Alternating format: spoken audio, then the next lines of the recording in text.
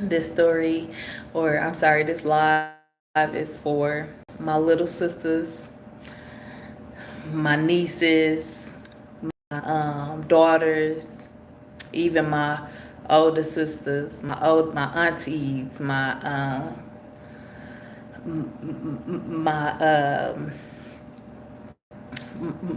my big sisters, right? Um, this is for you.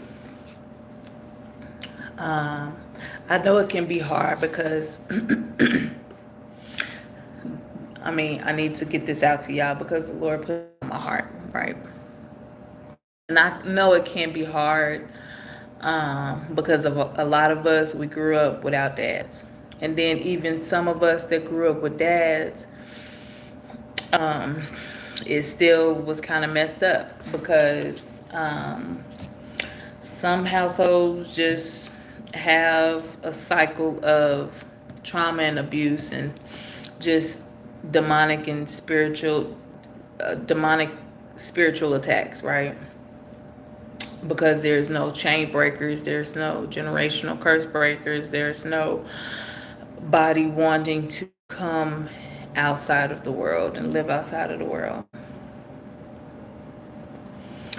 And scrolling on YouTube, a lot of times you see the women going against the men, and a lot of women saying, ladies, if he's like this, if he's like that, he's a narcissist, or if he's like this and like that, you don't want him. And a lot of it's true. And the same thing goes for men. Got your bitter baby mamas. You got, what's up, Sam? You got the bitter baby mamas. You got the women that's ran up and ran down and um, just want you for your money and ain't no good. It's both. It's some messed up men out here. It's some messed up women. It's some messed up. It's some good women. It's some good men out here.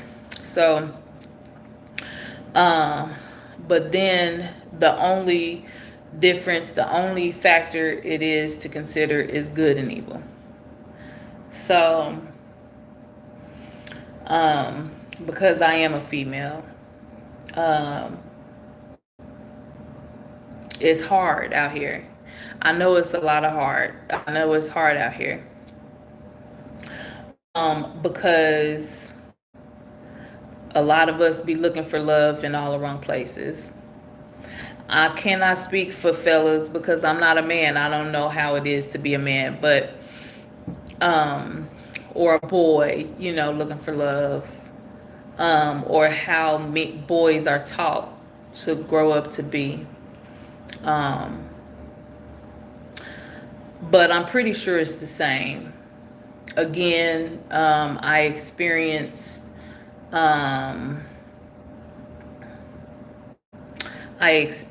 exposure um, to fornication at a young age, just like I'm sure boys have. The playing house, um, girl, the playing house, the seeing stuff that we're not supposed to, but it's like I said, of the cycles and the stuff that people before us did not break because of the demonic spiritual attacks that's on our lives. Um, so a lot of us experience this and we just go into this, we go into it thinking that it's normal. We go into it thinking that it's the way it is, and it's not. And so a lot of us, we become bitter. Um, we become hateful, vengeful. We want to take vengeance out on everybody, on all the men that, because this one dude did us wrong. And the same thing goes for me, and I'm pretty sure it's the same way. Or we become promiscuous. Men think that it's okay to be promiscuous.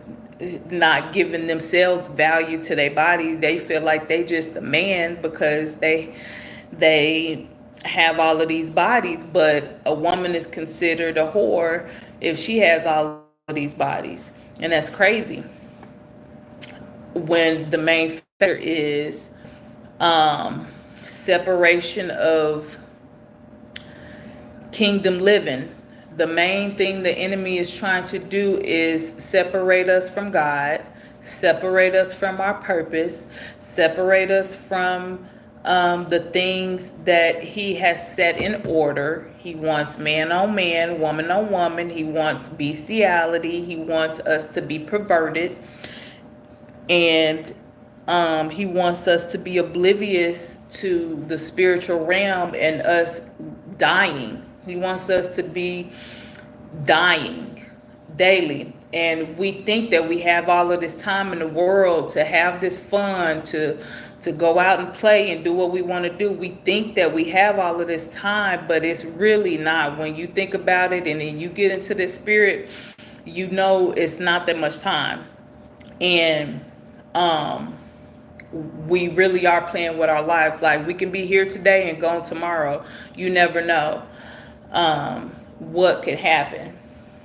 And so, like I said, the enemy wants to break down kingdom relationships. He wants to break down us getting married and us valuing our temples. He wants us to carry around shame and bitterness and hurtfulness, so that way we can trickle it down to our kids. That way we can share with other people. That way we can just be in a cesspool of Sodom and Gomorrah. That's what he wants. But I'm speaking to my sisters because we have a lot more power than what we think. The woman's intuition, it's a thing. It's a thing, and it's spiritual. We have a lot more vision. We can be a lot more disciplined than guys. We're a lot more emotional, which is not a bad thing. A lot of times people think that emotions is a bad thing. Just like how when the two women went up to King Solomon, because the one lady, she slept on her baby and killed her baby. And she killed her baby, and then she took the other girl's baby that had a baby at the same time she did and took it and said that it was hers. And so the King Solomon had to decipher whose baby it was, and the first thing he went to was cut the baby in half. You know, that was going to be the end of that baby. We'll cut the baby in half. And that's not emotion. That's not like showing emotion. That's showing just a king ruling, right? That's just him being intellectual, you know, not necessarily his emotions, right? But the woman with her emotions, the woman whose baby it was, before she seen the baby get killed, give her the baby. That, you know, so it's a good thing that we have these emotions. It's a good thing we have these intuitions. I can recall sometimes being with a spouse or whatever you want to call it in a relationship, and just felt the you know, I got a intuition about something not being right, and 9 times out of 10 I promise you I was right. And so a man who finds a wife finds a good thing, and the devil knows that. So he makes a lot of us hurt, and we just perpetuate a cycle. I'm talking about men and women, because men can go on a rampage and they just be doing their own thing. Women can go on a rampage and just do their own thing. A lot of times they know that the visual, men know that the visual of a woman. So women, we out here with no clothes on, trying to be seductive, and not using our spirit, not knowing that we are a gift, not knowing that we are beautifully, uniquely, fearfully made, not knowing that the Lord put something in on us. to where we can help the man be fruitful and multiply. Man can't do it on his own. That's why the Lord said it's not good for man to be alone. I'm going to make you a helpmate. And then he said, y'all be fruitful and multiply. The enemy does not want us to be fruitful, and he does not want us to multiply. Ladies, you are worth more than what's between your legs. You are worth more than getting the bag and the Louis Vuittons and the weave down our backs. And we're more than all of the makeup. We're more than all of the big booties. It's crazy how women nowadays, we can't even walk down the street without wanting to look at a woman's butt, because they made it such a thing to have a big booty. That's crazy. That's crazy. It's perversion. I can't even look at your face or look at you before I have to look at your butt. Is my booty bigger than hers? Am I prettier than her? Am I smarter than her? Do I have more than her? I'm pretty sure men do the same thing in their head with other men. It's simply perversion. But I'm talking to my sisters. I'm talking to my nieces. Talking to my aunties. I'm talking to my cousins, and talking to, I'm talking to my ladies, y'all, because we got to do better. If we want better, we're going to have to do better. It starts with us, okay? It starts with you. So the main verse that can help us understand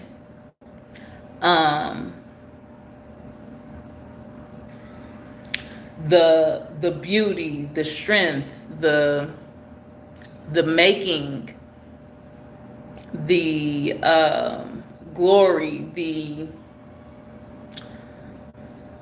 the steadfastness of a woman is Proverbs 31.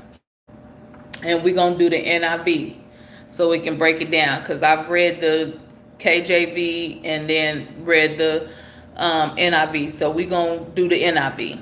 Okay, so we can make sure that we understand this thing.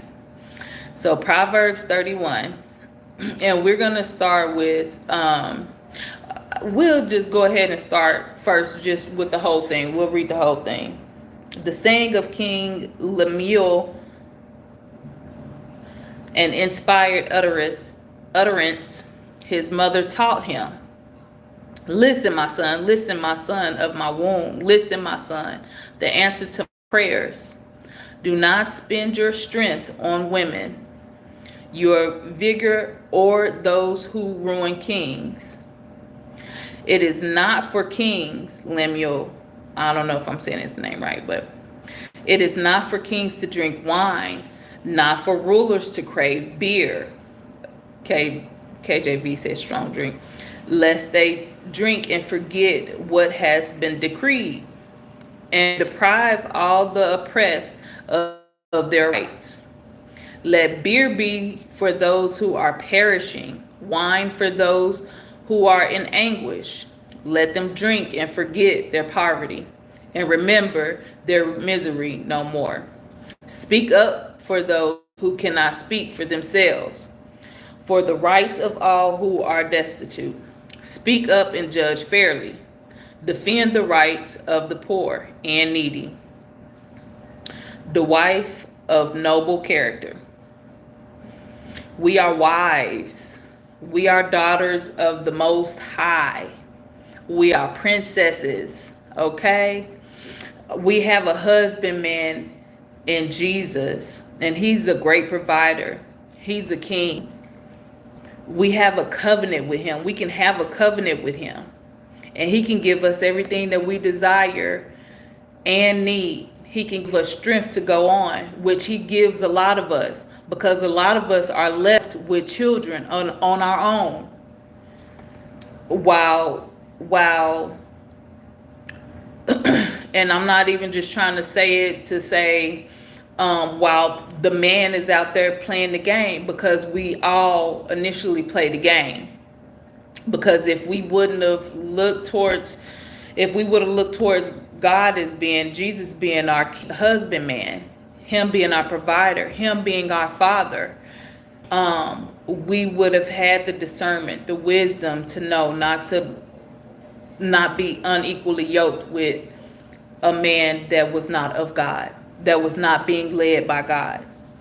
To know a man who finds a wife finds a good thing. So you want to look for a man that, or not even look for a man. You want to have a man that knows it's a blessing to have you, to have that woman's intuition or the spirit of God in you. So I'm sorry, let me get back to it. A wife of noble character who can find, question mark. She is worth far more than rubies. Her husband has full confidence in her and lacks nothing of value. She brings him good, not harm, all the days of her life. She selects wool and flax and works with eager hands. She is like the merchant ship, bringing her food from afar.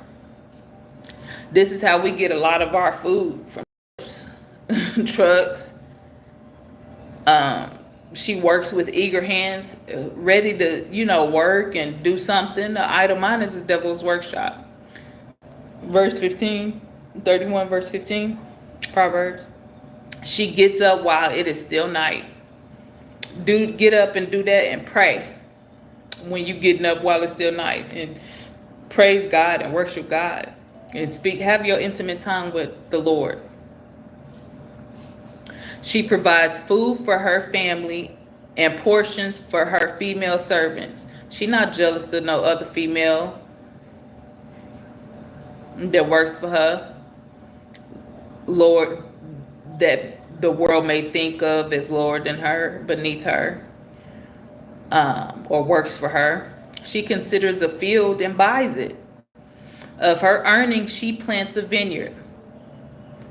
She's not just worried about buying the bags and having the $1,000 hair, not trying to, she's not worried about these things. This is a wife, not a side chick, not a sneaky link, not a wifey, not a girl, this is a wife. She sets about her work vigorously. Her arms are strong for her task.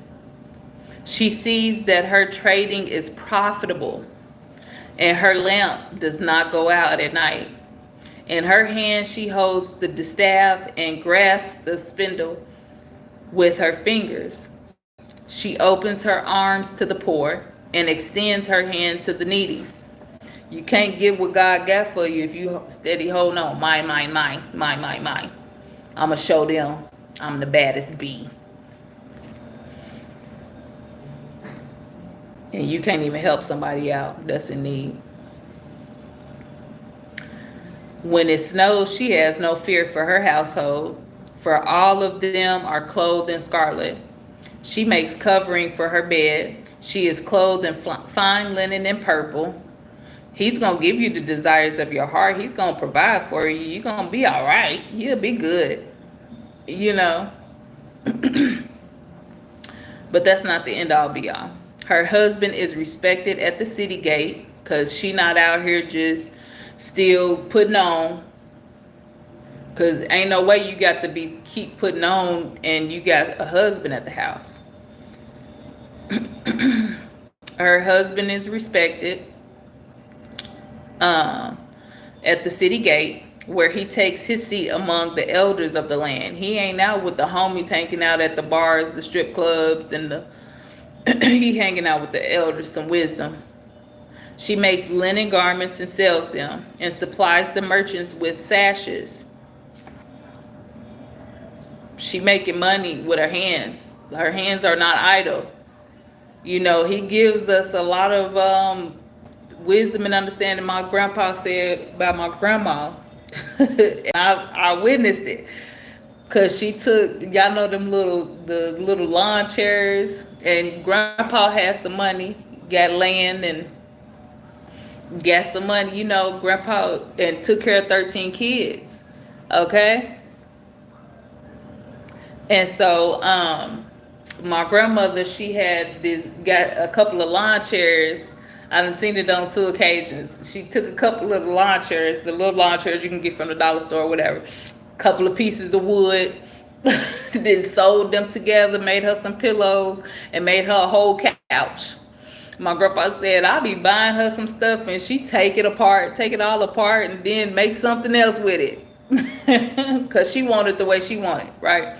I done seen her then take some cloth and the bottom of a different shoe that he done bought for her, and then she done made her own shoe, how she wanted her shoe to be. She done made her own shoe, okay? Had me trying on the shoe.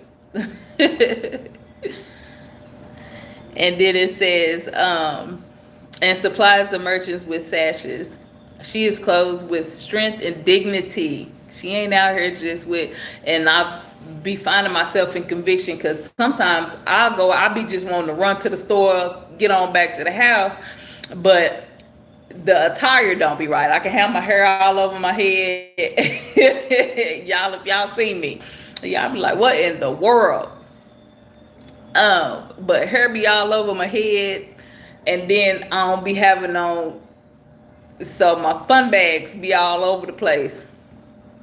But the Lord be convicting me on that, and He's starting to convict me when I be seeing other sisters out just booty, like you don't leave nothing for the imagination.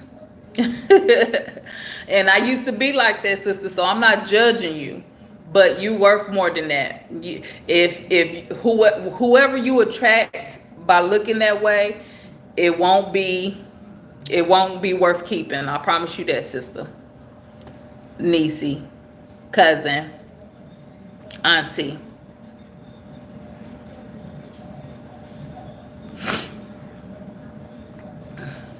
She is clothed with strength and dignity. She can laugh at the days to come. She speaks with wisdom, and faithful instruction is on her tongue. She watches over the affairs of her household and does not eat the bread of idleness. Her children arise and call her blessed. Her husband also, and he praises her. Many women do noble things, but you surpass them all. Charm is deceptive, and beauty is fleeting, but a woman who fears the Lord is to be praised. Honor for all that her hands have done, and let her works bring her praise at the city gate. Baby, don't be out here selling yourself short. Know who you the daughter of. The true king, the true and living king. One who is willing to die for you, not disappear when things get hard, not when you go to tripping and cutting up on him. He's still gonna be there. Not when you done been off into something and you got shame all over you. He still don't turn away from you. Know that you are the daughter of a king, the Most High. Know that you have the greatest husbandman that one could ever wish for, that will never leave you. Not a man that he shall lie. He's not going to leave you or forsake you. He wants to prosper you. He wants to prosper us. He wants to do a new thing in us. He wants to take away all of that filth, all of that dirty rag, all of the stuff that other people didn't put on us because they were in their sin when we were kids, growing up, teenagers, growing up adults. He wants to take all of that on for us. He said, give that to me and I'll take it. And you can go and be pure again. You can go and be born again. And then let me show you what else I can do for you. Let me show you what else I can do for you. I'll bring you somebody that loves me more than they love themselves and more than they love anybody else. Mother, daddy, sister, brother, you, because we all have to love him more than we love anything and anyone. He's gonna make sure. God is not a man, and his ways are not our ways. Like he got the plan A, B, C, all the way through Z for you and anybody else that's attached to you, that comes into your life, that he wants to come into your life, that goes out of your life. He already had a plan for that. Okay, so we just need to trust him that he's the greatest all, and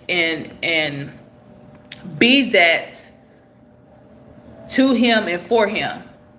What we trying to give to this other man, or to this fleshly man, to this natural man, give that to the Lord. Give that to the King that's willing to die for you. Give that to him. Okay? And watch him multiply it. Watch him multiply it. I'm in this now. I'm only telling you this, sis, cousin, niecey poo, auntie. I'm only telling you this because I've been through it. You don't have to lag. You don't have to settle. I don't care what you think you look like. I don't care what you... It's people out here with no limbs. People out here, burn victim. People out here with diseases. It's people out here that has somebody. Okay? You do not have to settle. I promise you, you don't have to settle. Okay? We don't have to settle. Okay? Get somebody that the Lord has for you. Somebody that fears the Lord. That loves the Lord. Just like you. Look at this fish. But that's it. That's all, y'all. Look at this fish. Looking at me. But that's it. That's all, y'all. And the devil is a liar and the truth ain't in him. He got somebody over here trying to play that music loud. But that's all right. God is good. All glory be to God. And y'all be blessed. Go and do something.